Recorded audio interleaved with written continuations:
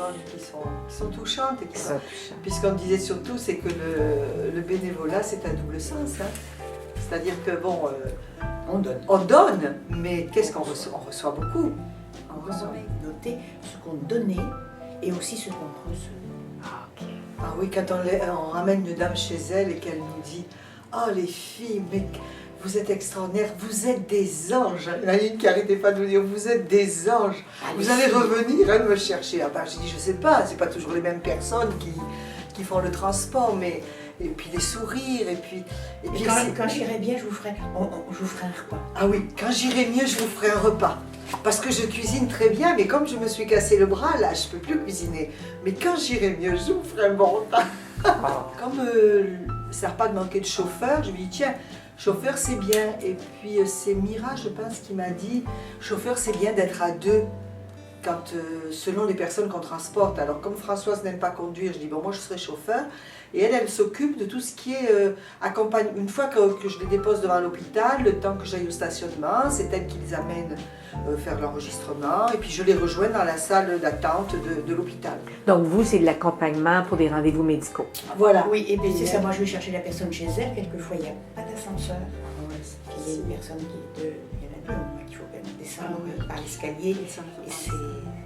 Il faut faire attention aussi, il a une vie passionnante, il avait passé de nombreuses années dans tous les ports du monde. Il travaillait pour l'armée canadienne, mais il était spécialisé dans les installations portuaires. Donc il a fait plusieurs ports en France, il a fait l'Afrique, très intéressant. Et puis notre dame aussi, qu'on a amenée, qui nous a raconté toute sa vie. D'abord parce que, bon, moi je me dis qu'on est à la retraite, il nous faut du temps pour nous, mais on peut donner du temps pour les autres. Donc j'ai dit, ben, pourquoi pas les personnes âgées, parce qu'elles nous apportent elles nous font rire, elles nous apportent quelque chose. On rit beaucoup, il y a une dame avec qui on rit énormément. Et puis elle dit, ah, je vous fais rire. Puis une autre personne aussi, d'autres cas plus douloureux, un monsieur qu'on a accompagné qui a été pendant 2 ans dans un camp de concentration en Sibérie, qui a vécu vraiment, il était jeune, il avait quoi, la vingtaine? Oh oui, à peine.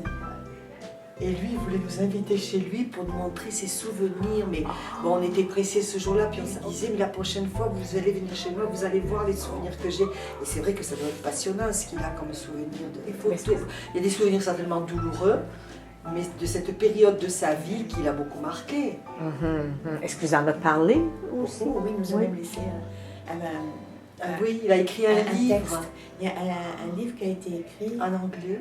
En anglais, oui, par 17 personnes. 17 personnes des rescapés du camp. Ah, wow.